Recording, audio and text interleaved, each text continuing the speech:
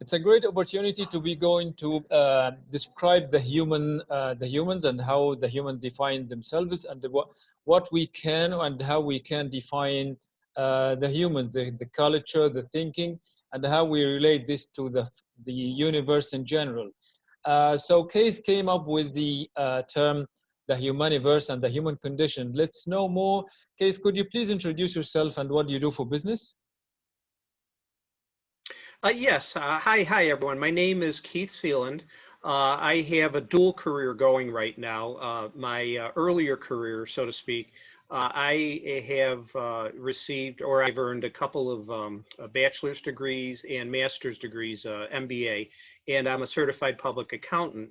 My current morphing position and career is as a ufologist, and I have obtained and studied for over a decade and have obtained an advanced graduate degree, an MED degree in science education. And why did you shift into this direction currently? I'd had a lifelong interest in unidentified flying objects, which today's generation calls them unidentified aerial phenomenon. So there's kind of a morphing. The field has been around for many decades, but more contemporary terminology being used for it. I was a child, and my older brother and I, we were watching a science fiction show. It was called, what was it called? Well, whatever, it doesn't matter. And it was a story about UFOs. And I happened to ask my brother at the end of it, I said, what would you do if a UFO landed? And he said, I'd turn around and run like hell. And that struck me as really not so much odd, but wrong. We've been grown up and have entertained ourselves often with the Hollywood entertainment production of science fiction and E.T. Wars, War of the Worlds, Independence Day, those types of things. And, I knew that all existed, but there just seemed to be more to the scope of dealing with interactions or potential contacts with advanced intelligent beings. And I've always been a science geek, so to speak. I chose to go into accounting originally because I had an aptitude for numbers and just went in that direction, but never lost the sciencey geeky part of me. And so throughout the years, I had gone into career, and as all of us do as we start families and earn our careers, and that we get pretty busy with that. But about 12 years ago or so, I started diving a little bit more into the ufology, the experience, and I've learned about the many experiences that many people through history and into today from all walks of life had with these UAPs. And my interest just grew and mushroomed to where I feel that I wanted to pursue helping and explaining to other people, making sense of this phenomenon, and maybe moving us towards a future to where, if for those that believe that intelligent life exists elsewhere, that eventually there's going to be contact, I want to be an advocate towards that end. So that's basically how I interested. Basically, what is a UFO? If one was to read in the dictionary, Merriam-Webster or dictionary.com, whatnot, they get about a 5-word definition, the study of UFOs. And that just seems too simplistic and doesn't cover any of the landscape of it. So I wrote up a 1-sentence definition of that, which basically says the study of the nature, origin, landscape, and features relevant to observed, unidentifiable, aerial, landed, and or submersible physical objects and their occupants, if any. I feel that not only creates a better general concept, but also dives into a lot of details that will cover varying nuances of I'll call it a profession. It's a profession like any of the other sciences, natural sciences or social sciences or whatnot. It's got its own, but it's interdisciplinary. It encompasses and uses concepts from a wide range of not only the sciences, but the social sciences, which means humans in contact and relation with other intelligences. Why is this field important? Why is it important? I lost the audio. Yeah, can you hear me, Case? Why are they important? I believe that coming towards a first contact, and let me clarify a definition. First contact to a lot of people can mean well, just an observation or an experience where an unidentified craft lands and an occupant gets out. I'm advocating more than just that kind of a superficial first contact. I'm advocating for what I call, the term that I use is enduring global acknowledgement. And a possible relationship. So that goes beyond the first contact, but I recognize that because it's not generally accepted that we've had contact yet, I bring in the concepts of the EGA, enduring global acknowledgement, and that means that the whole world will generally accept that contact has been initiated and communications and discussions have been made and possibly moving towards a relationship. So it's important to I think have humankind's knowledge base expanded. This is going to be one of the, if not the most significant discoveries of our species' existence. We're going to learn so much more, obviously, about the intelligences that we do meet, but I think we're going to learn an awful lot more about ourselves and as a species and the animal kingdom that we live with. We are a species of the opinion that we are the top of the food chain. We're anthropocentric. We are under creation from either religious aspects or natural aspects. We are the most intelligent. We are the chosen ones, so to speak, and we have to dispel that if our destiny lies in advancing to the stars or delving into the universe. I mean, we may have to leave our planet Earth at some point someday to survive. It's existential. So I think that learning about ufology and that we are going to learn so much more about ourselves. And I think that's almost kind of a prerequisite in getting around to maybe planning a design for contact and whatnot, that in the preparations and the planning, we may automatically learn so much more about ourselves as a species and the need for us as species to connect with each other. We're living today with so much war and strife amongst us in the various communities that we live in. There's so much tension between all the communities that we come in contact with, that I think in preparing, working on these plans, that I think we're going to overcome those hurdles too. So it's a learning experience for us, as well as the discovery of other intelligences.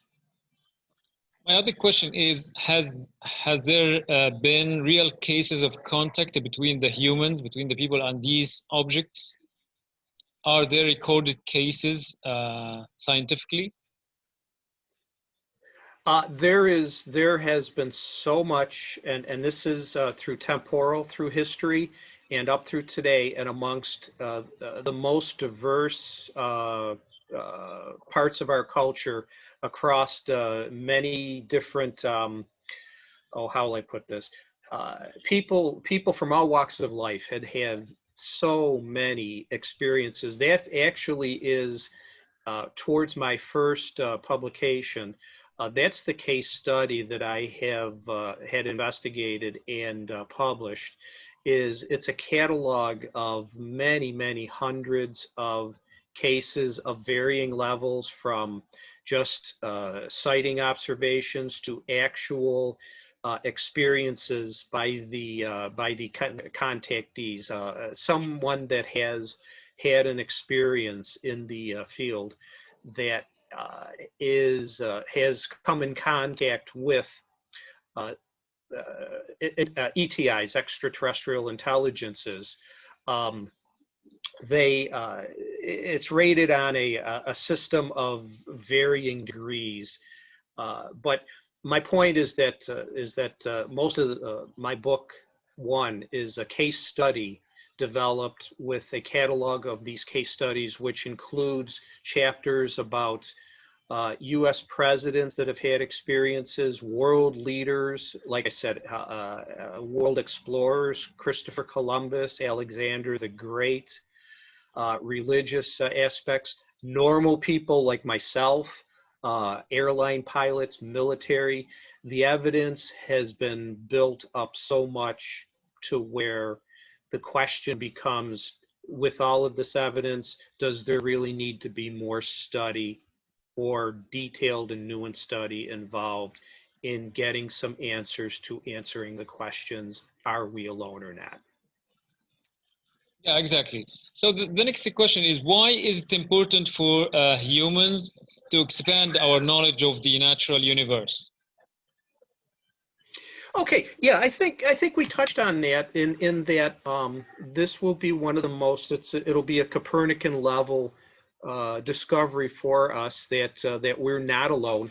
And let me differentiate too that there may be a little bit of confusion. People may say, well, we're going to discover microbes on Mars or another planet in our solar system.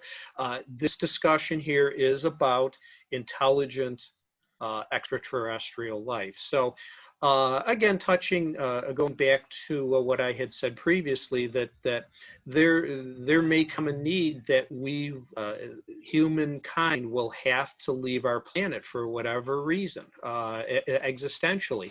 Um, we're going to need to have that knowledge to be able to expand into the universe and survive as a species, but also too, and along the way, that we will be learning so much more about ourselves. And I believe that maybe this is a way that if there is an ET out there, and I still will say if, for those people that don't want to have this enduring global acknowledgement of the existence.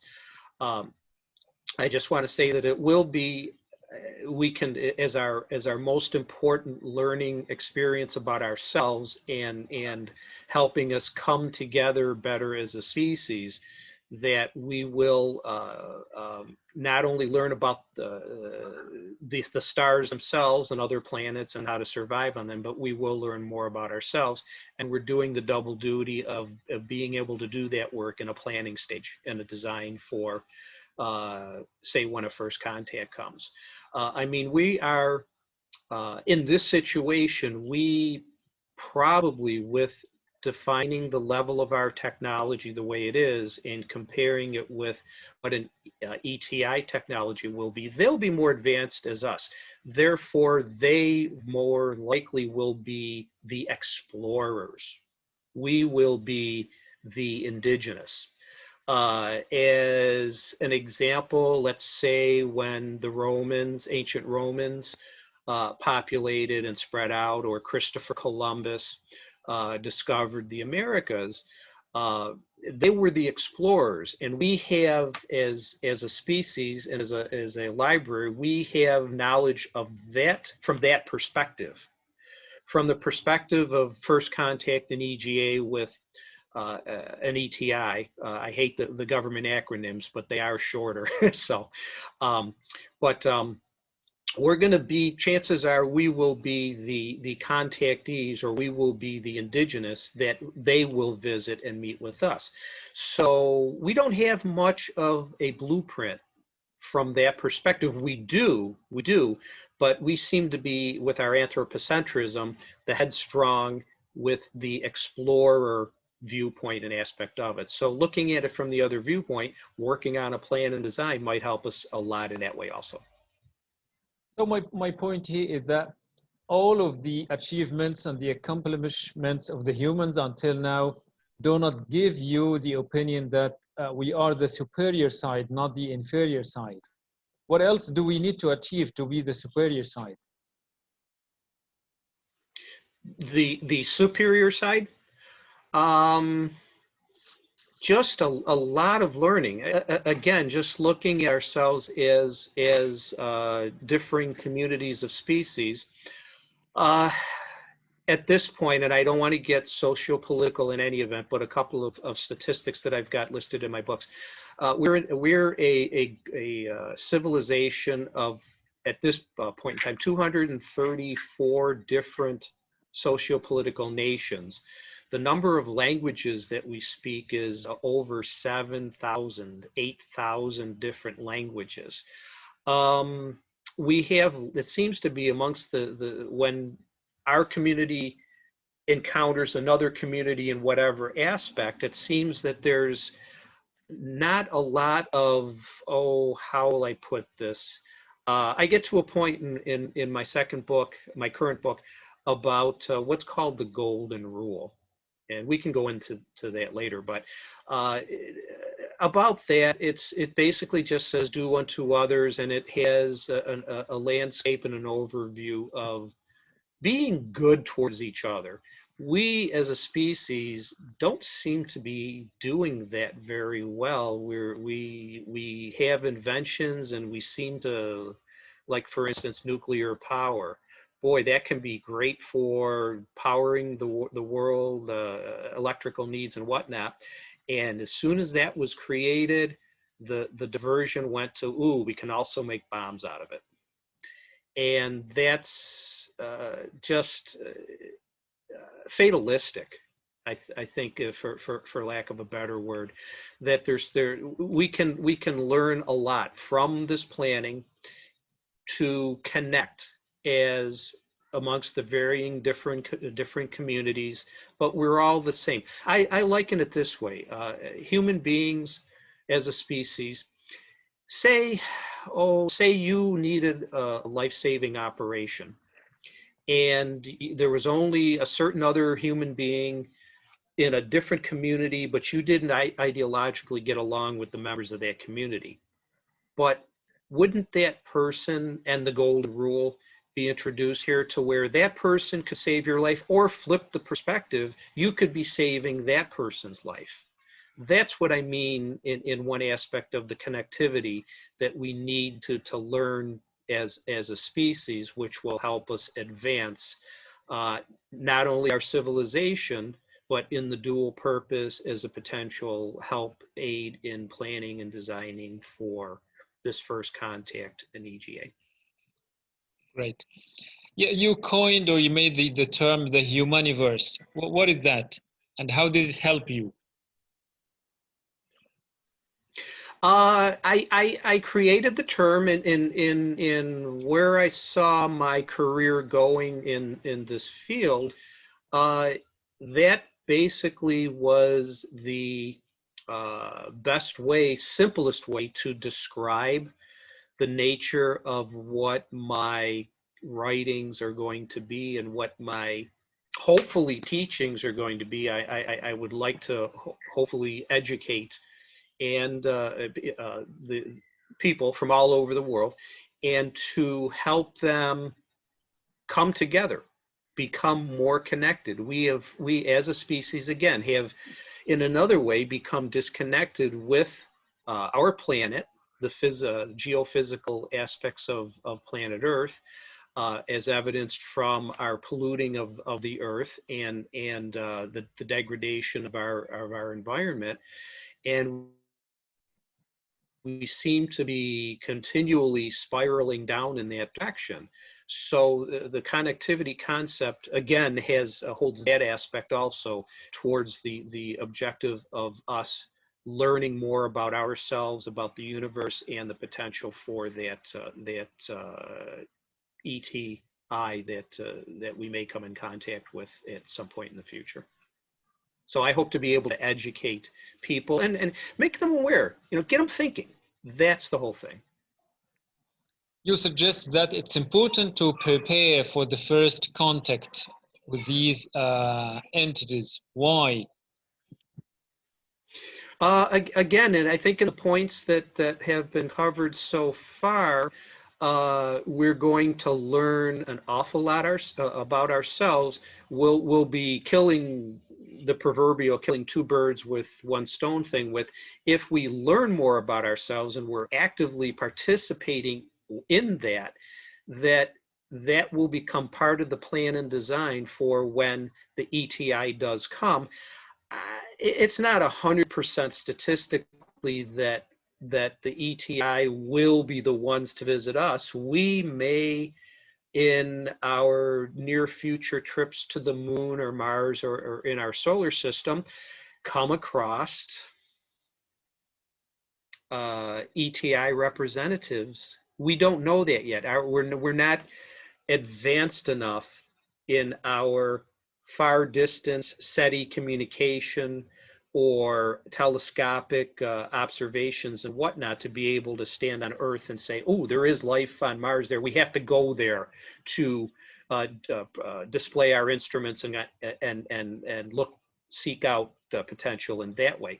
But while we're there, I mean, we're planning within the next 10 to 15 years to make trips to Mars. We may find something along the way there. So it's not 100% certain that we will be the indigenous. We may be the explorers like Columbus or the Romans or whatnot. But in any event, we've done a very poor job in we've done a very poor job of playing. Example of this is us living through the coronavirus pandemic. This disease had been known for years. All of a sudden, it hit us like just a Holocaust almost. And this is universal, planet-wide, how we were ineffective and unable to address it right away. And I can go back to other experiences in the US, the preparations for World War II. The US knew about potential for Japan to declare war years before Pearl Harbor ever happened. Once Pearl Harbor happened, well, then we decided to get a plan and design going. What I'm trying to do here is let's change the aspect a little bit. Let's change the progression. Let's be pro forma, to use an accounting statement. Let's be pro forma in designing a plan for something as important as this. We may learn so many things about details about how to respond or how to interact with the ETI. We'll have already done that in advance instead of waiting until the event happens and then we're left scrambling trying to figure out answers to or avenues to go on to make a progression through the situation. Let's be proactive instead of waiting and being reactive to the thing. That's my basic point. What are the main points you discuss in your two books? And what are your two books? I'll hold up I have a book currently. It's getting ready to be published. I just, in fact, within the past couple of days, got the notice that the launch date is going to be around October the 12th. But I'll hold up here. Here's the book cover for it. The Humaniverse Guide to First Contact with ET. And what that title is a study of, again, getting ready, preparations for beginning a plan and design for it. But I look at it through the aspect of what can the sciences of theology, philosophy, and social science ways of thinking, how can they contribute towards helping to assist in designing a plan of action, so to speak? The only in the literature, the only plans or developments that have taken place seem to be between amongst government, military, and the natural scientists, basically astronomy and the SETI people. SETI is an acronym for the Search for Extraterrestrial Intelligence. And then they're the people that they have the radio telescopes pointed in the sky to listen for messages. That's as far as that goes. And it's parochial and it's pretty limited when talking and discussing about planning for a potential first contact and an EGA with them. So the Humaniverse Guide to First Contact first explores us as a species, and I mentioned the centrisms, the anthropocentrism, egocentrism. It kind of discusses our place within our planet. Then I take a very detailed look at the history of what's called either cosmic plurality or the plurality of worlds. As long as recorded history has existed as far back, humans have looked to the sky, and it was very existential in the early days, not just more of a hobby as it might be today, but humans depended on their lives for astronomical observations and whatnot. And the most logical inferences and human thinking from those developments were, well, are there others like us? And that progressed and evolved all the way through to today. And the debate over the cosmic plurality or plurality of worlds began in ancient Greece. Democritus, Anaximander, Thales of Miletus, Aristotle, Plato, they were all active in this debate. Are we alone? Are we not alone? And that's been carried right through to today, where it's now termed cosmic plurality is the term that's used now, this generational thing. But the debate still goes on. And the debate is where in society it's reasoned that science and religion, when it comes to extraterrestrial, science should be the one, and government should be the one, and the military and the bombs and things like that, Independence Day, those aspects of it. My writing explores whether the ways of thinking presented by theology, philosophy, and the natural sciences, which are not natural, social sciences, which social meaning human beings and their relations with their environment and whatnot. Can those fields and ways of thinking and reasoning be effective in assisting the human effort in planning and designing for this? So I take a survey of the world's major religions. I go through and what their basic constituency and their structures are, and how they relate to their views on ETI, extraterrestrial intelligence. Then I bring us toward a conclusion to where I mention the golden rule, which questions can come up about ET. Maybe they're looking down on us, and all they see are our bombs, our atom bombs being dropped off, and our wars and fighting with each other and everything. Well, we have a side that's innately, and I argue innately, a good side, in that through history, all of these world's major religions have developed independently the notion of this golden rule, which basically says, do unto others as you would have them do unto you.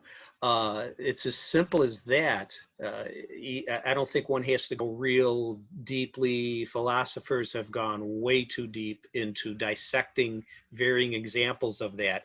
I think they've lost some of the general meaning of what the entire sentence means for us as species and as communities connecting and getting along with each other. And maybe that's an aspect that if there is an ET looking down on us and seeing our bombs, maybe they don't see our aspects of the goodness that people have, and it's alive and well. It's just, it's not practiced necessarily as much maybe today as it could be. But again, that ties back into my advocacy and discussions about the planning and design, and merging the reasoning and ways of thinking that theology and philosophy and the social sciences can help in aiding the government and the military in developing a relationship with an ET. It's not just all about bombs or whatever. This is going to be, if it happens, this is going to be about species getting along with each other and developing relationships for whatever reason. So the book does go through all of those things in pretty good detail. And one thing I did learn from that, though, too, is that in my investigations of the historical aspects of the debate, that this dichotomy that's been created today, that science and religion don't get along,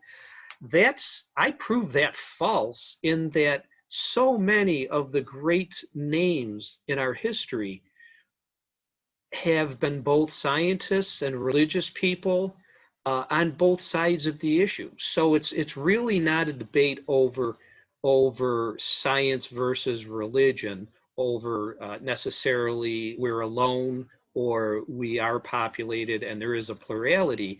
There's so much intermix there that breaks down any argument about the notion of science and religion are incompatible, like oil and water, that they can never. I pretty much advocate that they both can merge very well, and that they're probably required to be merged, to where then they can all assist each other in creating this plan and design. So that's basically the premise and the work through of my writing for this. And like I said, it'll be out. Rollout day will be about the 12th of October coming up. Yeah, that's fantastic. What would you Did like? you ask about my first book? Of course. So my my question is, what would you like to see changed in the people's mentalities and ways of thinking to appreciate and look at this topic and this area more positively? I'll just mention real quick with my first book. I'll hold it up real quick. Yeah. And that came out last year. Real quick, in this book, this is the library, the catalog of case studies. What I'd like people to learn from this objectives. The first part of the book is a detailed study of the scientific methodology. That was my thesis for my MED degree. I wrote about the scientific method, the catalog about the ET, the case study. That was the case study of it. But people will learn the scientific methodology, the steps that researchers use to explore problems and situations. And every one of us have many problems in our everyday lives that could be helped by having an organized methodology together to be able to answer their questions, make better, effective decisions. And then I threw the case study in there as an expansion of that. When my faculty and student advisors heard that I was getting published, they waived the defense requirements. So I did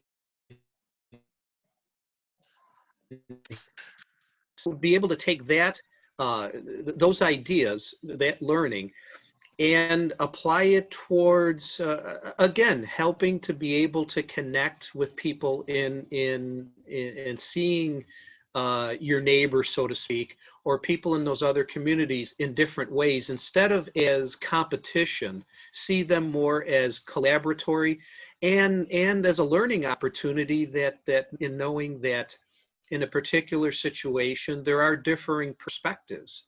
And it seems only in maybe the natural sciences are there more definitive answers to a question or to a hypothesis.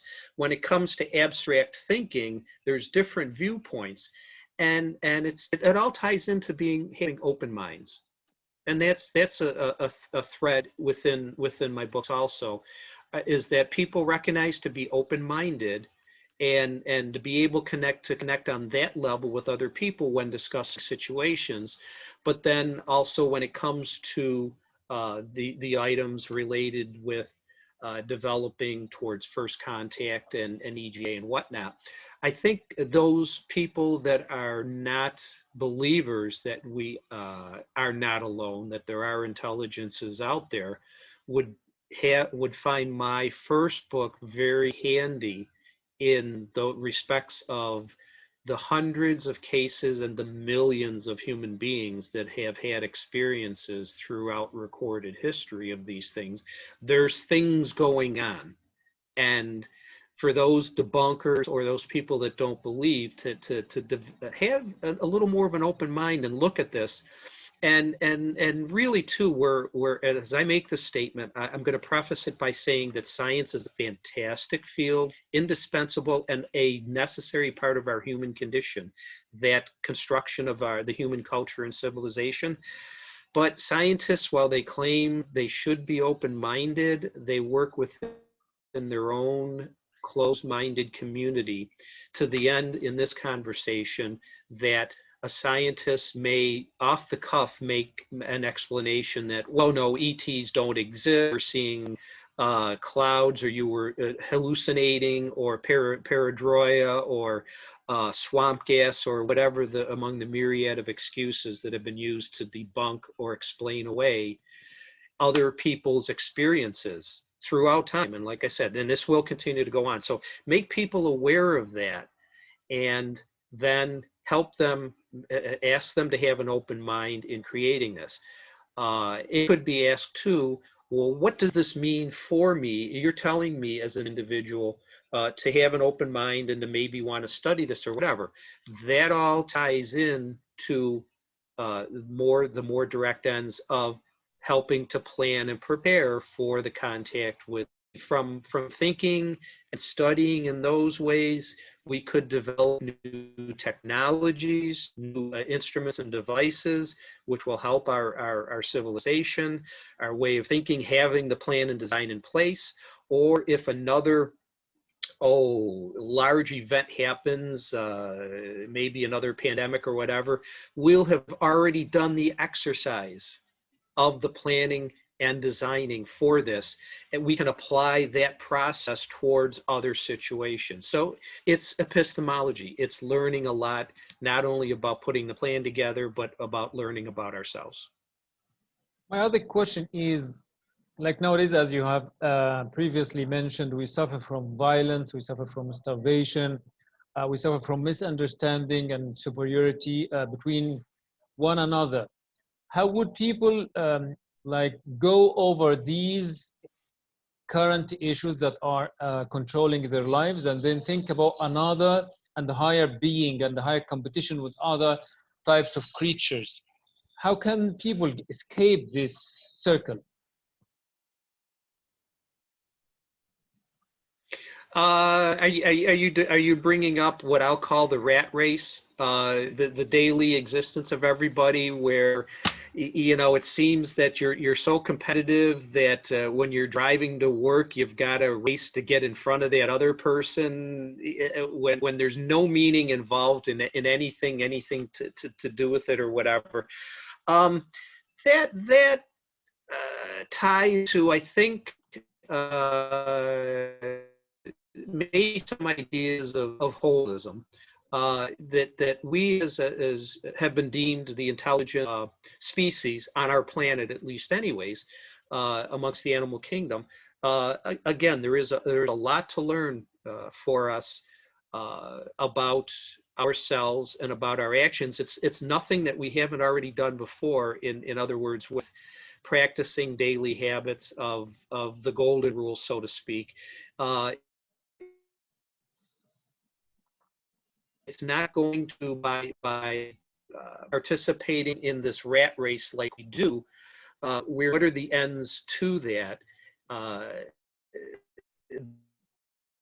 Basically make more money and stuff like that, and to be able to survive in that way. But more holistic aspects calls to mind that we should be opening our minds a little bit more to the experiences that we have with other people, dispelling some notions or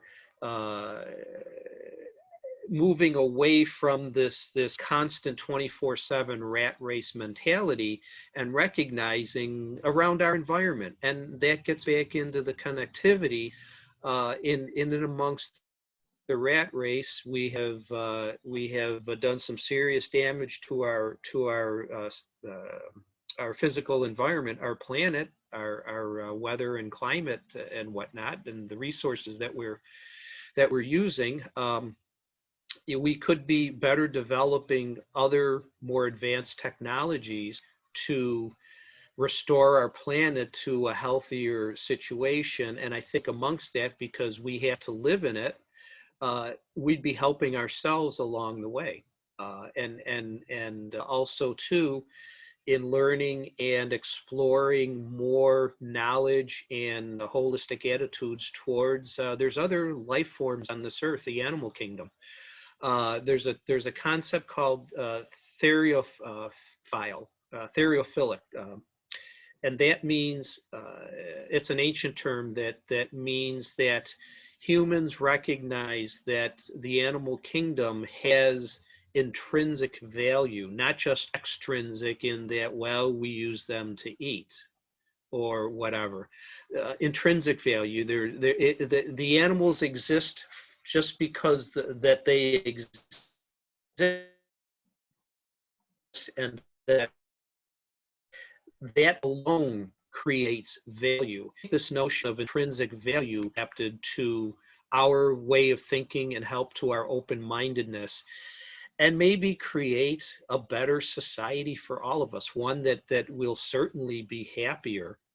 I would ask a person, do you want to continue in the rat race? Would you be happier continuing in that the way it is, or maybe developing some more open-mindedness and connectedness to where you can then really enjoy and appreciate some of the reasons and purposes for living? Yeah, that's awesome. Where would people contact you and find you if they are more interested? Yeah, like I said, my two books are out on all of the bookseller platforms: Amazon, Apple, Google, Barnes and Noble in the U.S. and North America and whatnot. I do have a website here. I'll hold this up. Thehumaniverse.org. It's a free website, and it's educational in that it was created as... Could you raise the paper a little higher? Oh, I'm sorry. Sure. Here we go. Yeah, it's thehumaniverse.org. Okay. And it's an educational website that I created in conjunction with finishing up my thesis, so to speak. It's a free website. I don't charge subscriptions. There are no pop-up ads or anything that exist on it. When you go to it, you can purchase either of the books. But it's a catalog database of many thousands of journals, educational, academic journals, and articles related to the fields of health, education, technology, and science. So, for example, I say a person, say you have an idea, you want to learn something about clocks. You go to my website, you look up a data, that's one click. You look up my database and go to a certain database platform. That's the second click. Type in the search engine clocks, and you'll be directed to articles about clocks, current, archived, whatnot.